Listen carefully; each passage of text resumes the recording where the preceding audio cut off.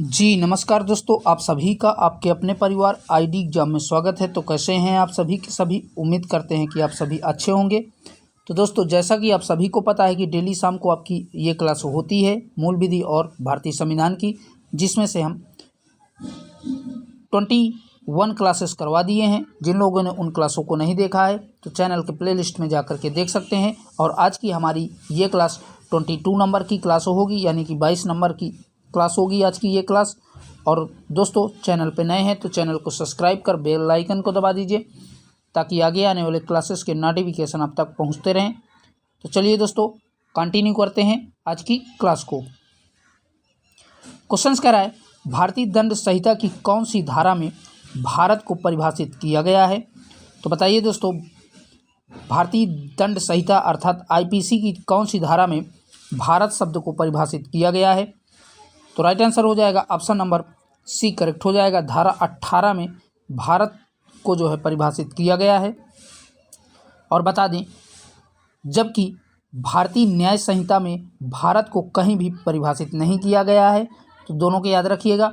भारतीय दंड संहिता अर्थात आईपीसी की धारा 18 में भारत को परिभाषित किया गया है, जबकि भारतीय न्याय संहिता में भारत को कहीं पर भी परिभाषित नहीं किया गया है। तो दोनों के दोनों याद रखिएगा। दोनों आपके पूछे हुए क्वेश्चन हैं। 2011 और 2014 यूपीएसआई में दोनों पूछे गए हैं। आइए देखते हैं नेक्स्ट क्वेश्चन को। क्वेश्चन कह रहा है, भारतीय दंड संहिता 1860 के किस धारा में लोक सेवक को परिभाषित किया गया है। तो बताइए दोस्तों, आईपीसी की कौन सी धारा में जो है लोक सेवक को परिभाषित किया गया है। तो राइट आंसर हो जाएगा धारा 21 में जो है परिभाषित किया गया है। और बता दें, भारतीय दंड संहिता 1860 की धारा 21 में तथा भारतीय न्याय संहिता 2023 की धारा 2 के 28 में जो है लोक सेवकों को परिभाषित किया गया है। अगर आईपीसी की धारा में पूछता है तो धारा 21 में, और भारतीय न्याय संहिता 2023 के धारा में पूछता है तो धारा 2 के 28 में लोक सेवकों को परिभाषित किया गया है। ठीक है दोस्तों, चलिए देखते हैं नेक्स्ट क्वेश्चन को। अगला जो क्वेश्चन है, कह रहा है कि भारतीय दंड संहिता निम्न में से किस तिथि को लागू हुई। तो बताइए दोस्तों, भारतीय दंड संहिता किस तिथि को लागू की गई थी। तो ये जो है 1 जनवरी 1862 को लागू की गई थी। तो ऑप्शन नंबर डी आपका करेक्ट हो जाएगा। और बता दें, भारतीय दंड संहिता 1860 में कुल जो है आपके 23 अध्याय और 511 धाराएं हैं, परंतु भारतीय न्याय संहिता में अर्थात बीएनएस में 2023 में जो है इसको जो है 1 जुलाई 2024 को लागू किया गया था। तो दोनों को याद रखिएगा। भारतीय दंड संहिता 1860 में कुल कितनी धाराएं हैं, 511 धाराएं, 23 अध्याय, और इसको लागू जो है 1 जनवरी 1862 को किया गया था। और अगर आपसे भारतीय न्याय संहिता के लागू होने का समय पूछे तो 1 जुलाई 2024 को इसको लागू किया गया था। तो दोनों के दोनों याद रखिएगा। आइए देखते हैं नेक्स्ट क्वेश्चन को। अगला जो क्वेश्चन है, कह रहा है कि भारतीय दंड संहिता 1860 का समुद्र में विस्तार क्षेत्र कितना है। तो बताइए दोस्तों, भारतीय दंड संहिता 1860 का समुद्र में विस्तार क्षेत्र कितना है।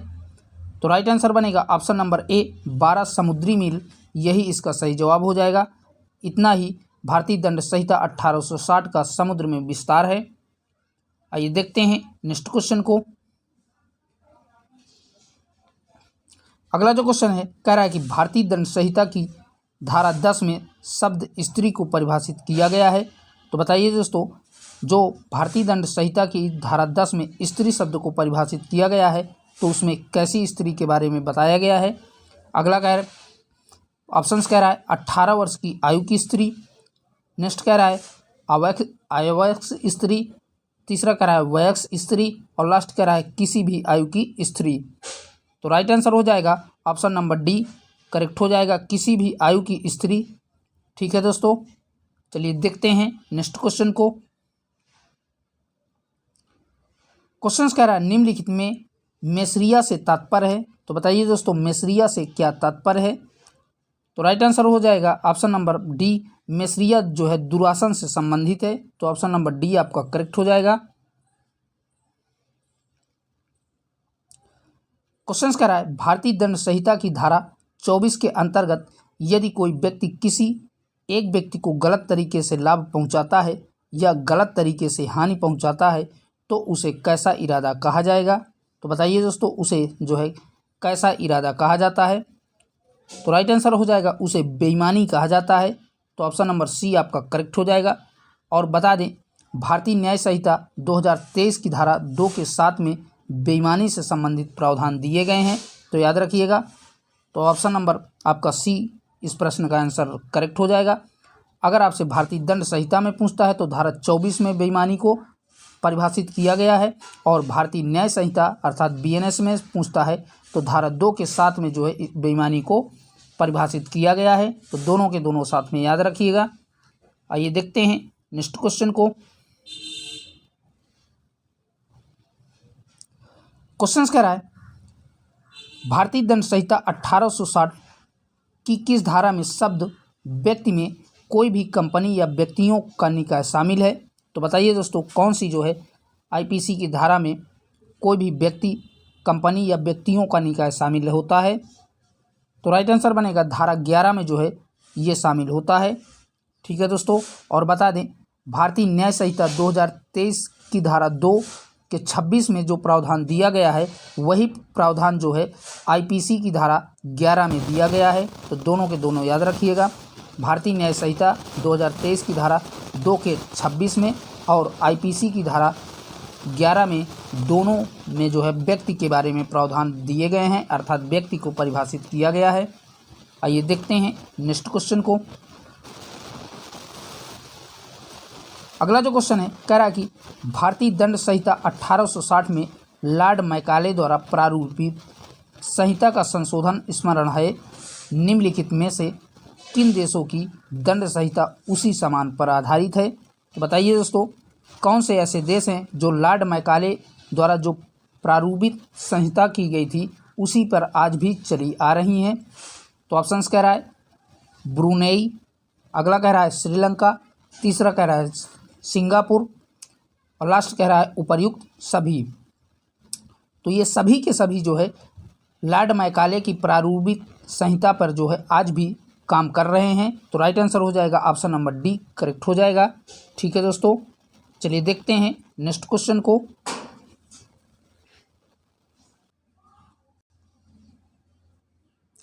अगला जो क्वेश्चन है कह रहा है कि भारतीय दंड संहिता 1860 की धारा 1 निम्न में से संबंधित है।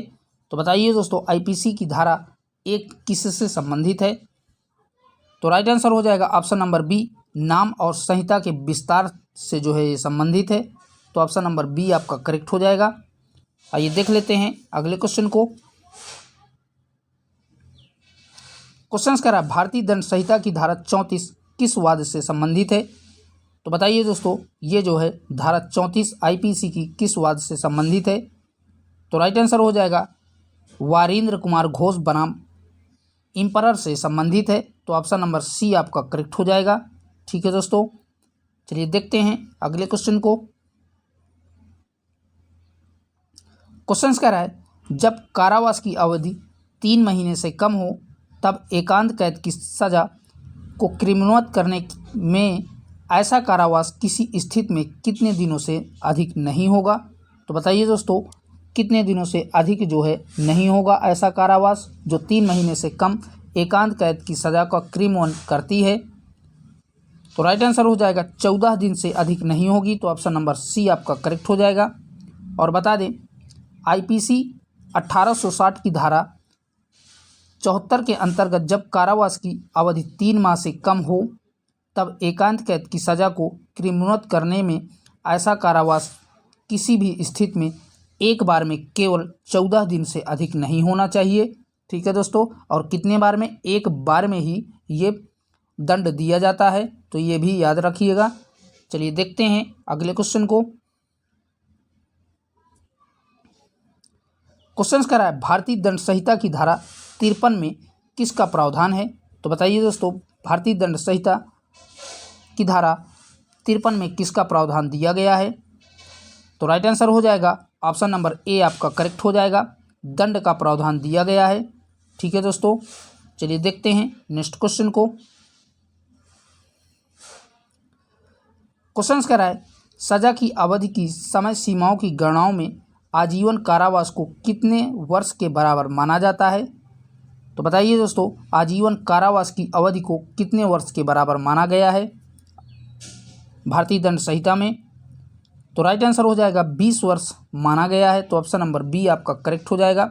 और बता दें, भारतीय दंड संहिता की धारा 87 में आजीवन कारावास की समय सीमा 20 वर्ष के बराबर मानी जाती है। ठीक है दोस्तों, अर्थात 20 वर्ष का अगर किसी भी व्यक्ति को कारावास होता है तो उसे कहा जाता है कि उसे जो है आजीवन कारावास दिया गया है। ठीक है दोस्तों, आइए बढ़ते हैं अगले क्वेश्चन को। क्वेश्चन कह रहा है भारतीय दंड संहिता की किस धारा में दंगा को परिभाषित किया गया है। तो बताइए दोस्तों, आईपीसी की कौन सी धारा में जो है दंगा को परिभाषित किया गया है। तो राइट आंसर बनेगा ऑप्शन नंबर डी, धारा 159 में जो है दंगा को परिभाषित किया गया है। आइए देखते हैं नेक्स्ट क्वेश्चन को। क्वेश्चन कह रहा है एक जल्लाद जो मृत्युदंड निष्पंदित करता है भारतीय दंड संहिता की किस धारा के अंतर्गत आपराधिक दायित्व से मुक्त हो। तो बताइए दोस्तों, कोई भी जल्लाद जब किसी भी व्यक्ति को फांसी की पर चढ़ाता है तो उस पर जो है दोष आरोपित नहीं किया जाता, अर्थात वह दोष मुक्त रहता है। कौन सी धारा के अंतर्गत। तो राइट आंसर बनेगा धारा 78 के अंतर्गत वो दोष मुक्त रहता है।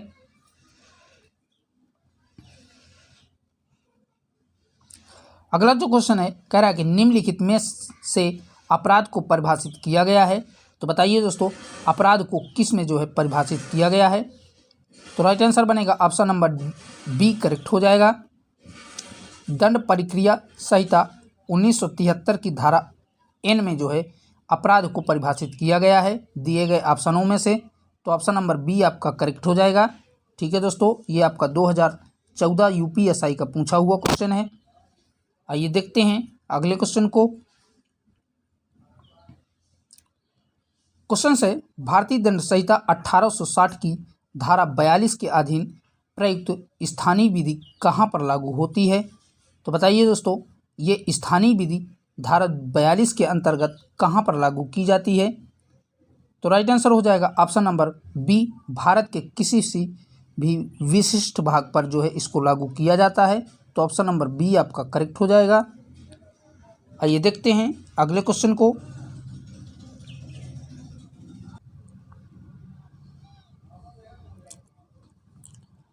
अगला जो क्वेश्चन है कह रहा है कि मोहन ने एक अपराध किया जिसके लिए सज़ा सिर्फ 1000 रुपये का जुर्माना था, लेकिन वह इस राशि का भुगतान नहीं कर सका।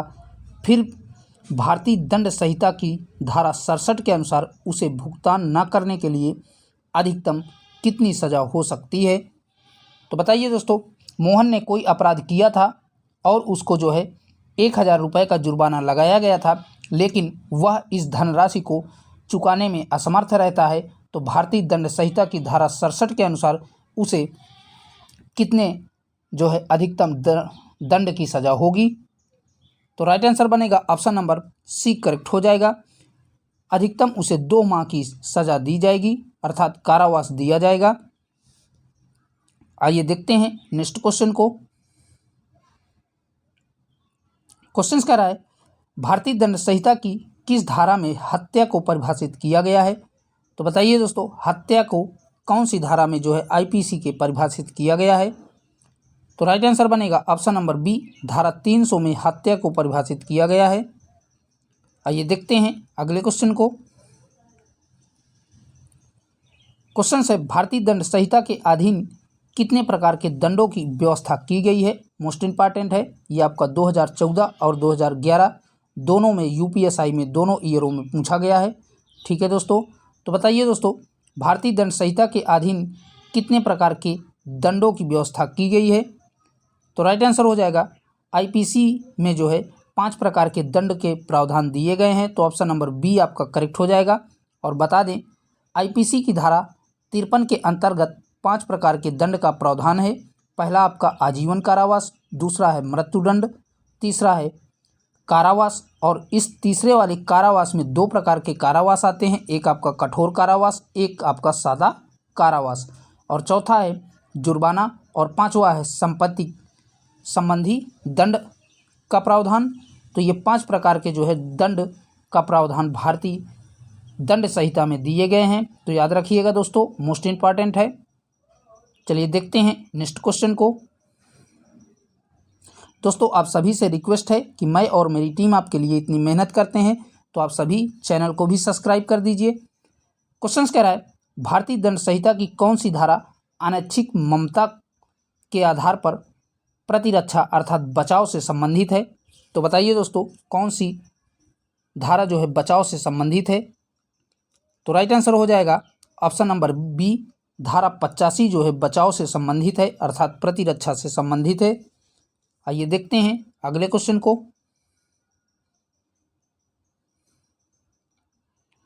क्वेश्चन कह रहा है, जिन कार्यों के खिलाफ निजी प्रतिरक्षा का कोई अधिकार मौजूद नहीं है उनका उल्लेख किसके अंतर्गत किया गया है? तो बताइए दोस्तों, कौन सी धारा के अंतर्गत जो है इसका उल्लेख किया गया है?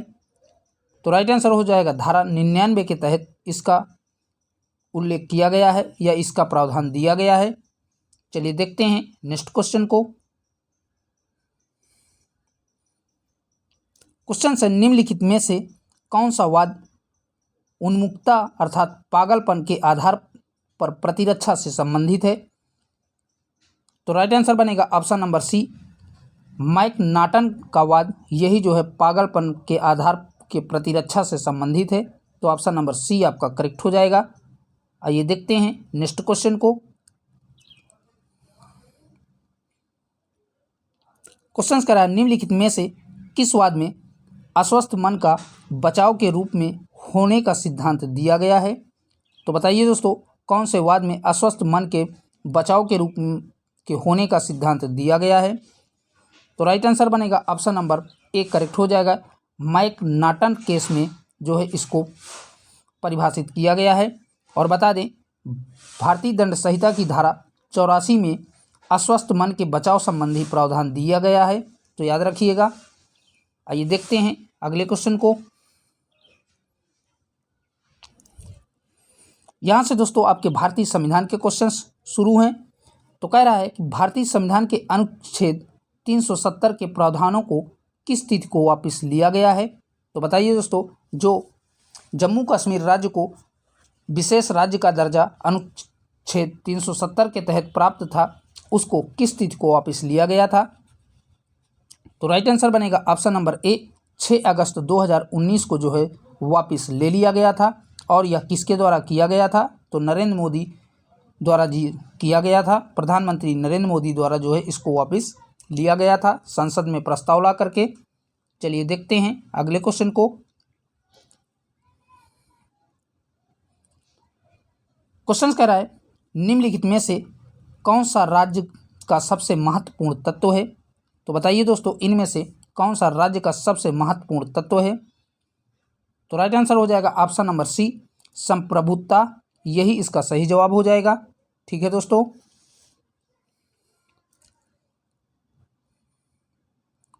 अगला जो क्वेश्चन है, कह रहा है कि एक निर्वाचित संविधान सभा द्वारा सर्वप्रथम भारत के संविधान का निर्माण करने का प्रस्ताव किया गया था। तो बताइए दोस्तों, भारत में संविधान निर्माण का प्रस्ताव किसके द्वारा किया गया था? तो राइट आंसर बनेगा ऑप्शन नंबर सी करेक्ट हो जाएगा। क्रिप्स मिशन द्वारा जो है किया गया था। तो ऑप्शन नंबर सी आपका करेक्ट हो जाएगा। ठीक है दोस्तों। आइए देखते हैं नेक्स्ट क्वेश्चन को। कह रहा है कि संविधान की प्रस्तावना को अब तक कितनी बार संशोधित किया गया है? बताइए दोस्तों। तो संविधान की प्रस्तावना को केवल एक बार अभी तक संशोधित किया गया है, वो भी 42वें संविधान संशोधन के तहत। चलिए देखते हैं नेक्स्ट क्वेश्चन को। क्वेश्चन कह रहा है, भारतीय संविधान को किस दिन अंगीकृत, अधिनियमित और आत्मप्रतीत किया गया था? तो बताइए दोस्तों, भारतीय संविधान को किस दिन अंगीकृत और आत्मप्रतीत किया गया था? तो राइट आंसर बनेगा ऑप्शन नंबर बी, मिति मार्गशीर शुक्ल सप्तमी संवत 2006 विक्रम को जो है भारतीय संविधान को अंगीकृत किया गया था। ये आपका 2014 में आया हुआ क्वेश्चन है।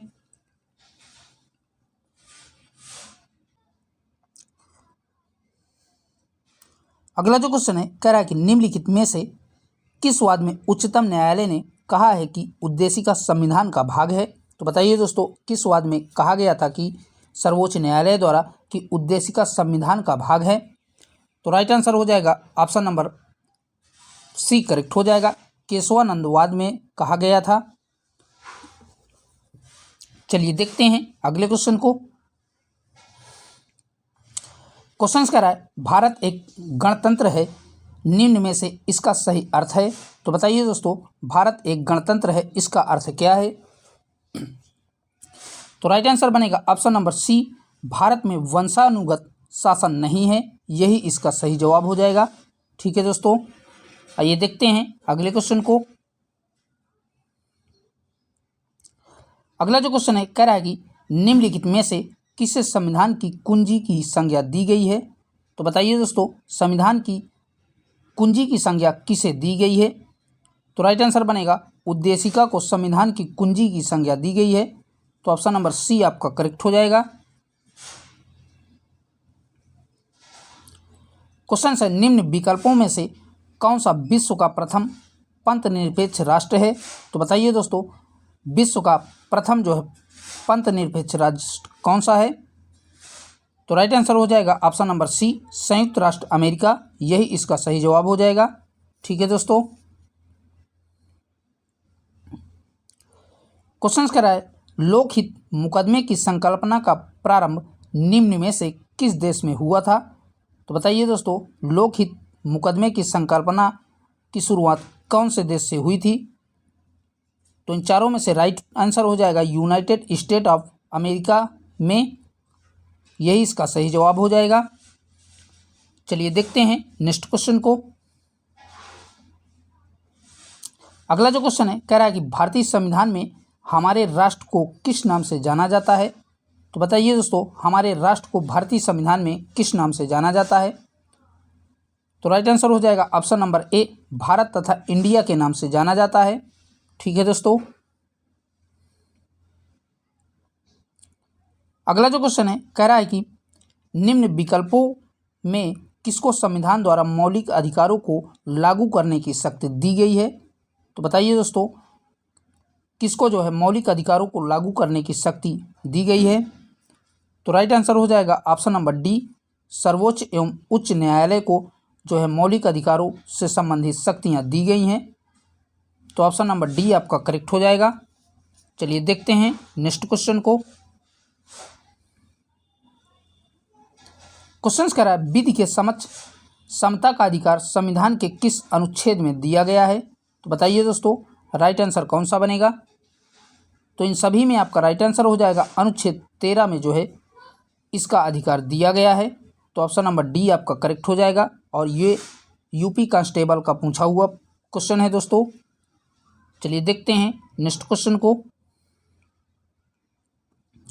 क्वेश्चन कह रहा है संविधान के निम्नलिखित अनुच्छेदों में से कौन सा विधायन सत्ता पर पूर्ण नियंत्रण लगाता है। तो बताइए दोस्तों, कौन सा जो है अनुच्छेद विधायन सत्ता पर पूर्ण नियंत्रण लगाता है। तो राइट आंसर बनेगा ऑप्शन नंबर सी करेक्ट हो जाएगा, अनुच्छेद 16, यही इसका सही जवाब हो जाएगा। ठीक है दोस्तों, आइए देखते हैं अगले क्वेश्चन को। क्वेश्चन है भारतीय संविधान के किस अनुच्छेद में अस्पृश्यता का अंत व उससे उपजी किसी निर्योग्यता को लागू करना दंडनीय अपराध बताया गया है। तो बताइए दोस्तों, अस्पृश्यता संबंधी प्रावधान भारतीय संविधान के कौन से अनुच्छेद में दिया गया है। तो राइट आंसर हो जाएगा अनुच्छेद 17 में दिया गया है।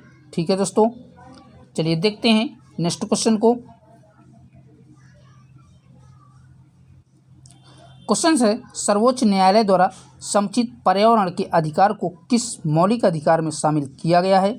तो बताइए दोस्तों, कौन से मौलिक अधिकार में पर्यावरण के अधिकार को शामिल किया गया है। तो राइट आंसर हो जाएगा प्राण एवं दैविक स्वतंत्रता का अधिकार, इसी में पर्यावरण के अधिकार को शामिल किया गया है। तो ऑप्शन नंबर बी आपका करेक्ट हो जाएगा। ठीक है दोस्तों, आइए देखते हैं अगले क्वेश्चन को। क्वेश्चन कह रहा है निम्नलिखित में से किस शिक्षण संस्था में धार्मिक शिक्षा दी गई है। तो बताइए दोस्तों कौन से शिक्षण संस्था में जो है धार्मिक शिक्षा दी जाती है। तो ऑप्शंस कह रहा है राज्य द्वारा सहायता प्राप्त विद्यालय, तो इनमें दी जाती है। अगला है राजकीय महाविद्यालय, तो इसमें भी दी जाती है। अगला है राजकीय विद्यालय, तो इसमें भी दी जाती है। तो राइट आंसर बनेगा ऑप्शन नंबर डी, उपरयुक्त सभी के सभी में शिक्षण संस्थानों में धार्मिक शिक्षा दी जाती है। तो याद रखिएगा। आइए देखते हैं नेक्स्ट क्वेश्चन को। क्वेश्चन कह रहा है मौलिक अधिकारों के अंतर्गत कौन सा अनुच्छेद बच्चों के लिए शोषण से संबंधित है। तो बताइए दोस्तों कौन सा अनुच्छेद बच्चों के शोषण से संबंधित है। तो राइट आंसर बनेगा ऑप्शन नंबर डी, अनुच्छेद 24, यही इसका सही जवाब हो जाएगा। ठीक है दोस्तों, चलिए देखते हैं अगले क्वेश्चन को। क्वेश्चन कह रहा है भारतीय संविधान के किस अनुच्छेद में अल्पसंख्यकों वर्गों को अपनी रुचि की शिक्षा संस्थानों की स्थापना और प्रशासन का अधिकार प्राप्त है। तो बताइए दोस्तों कौन से अनुच्छेद में अल्पसंख्यकों के जो है बारे में और शिक्षा संस्थानों की स्थापना और जो है प्रशासन संबंधी अधिकार दिए गए हैं। तो राइट आंसर बनेगा ऑप्शन नंबर बी, करेक्ट हो जाएगा। अनुच्छेद 30 में जो है दिया गया है, तो ऑप्शन नंबर बी आपका करेक्ट हो जाएगा। चलिए देखते हैं नेक्स्ट क्वेश्चन को। क्वेश्चन से निम्नलिखित में से डॉक्टर भीमराव अंबेडकर द्वारा किस अधिकार को संविधान की हृदय एवं आत्मा कहा गया है।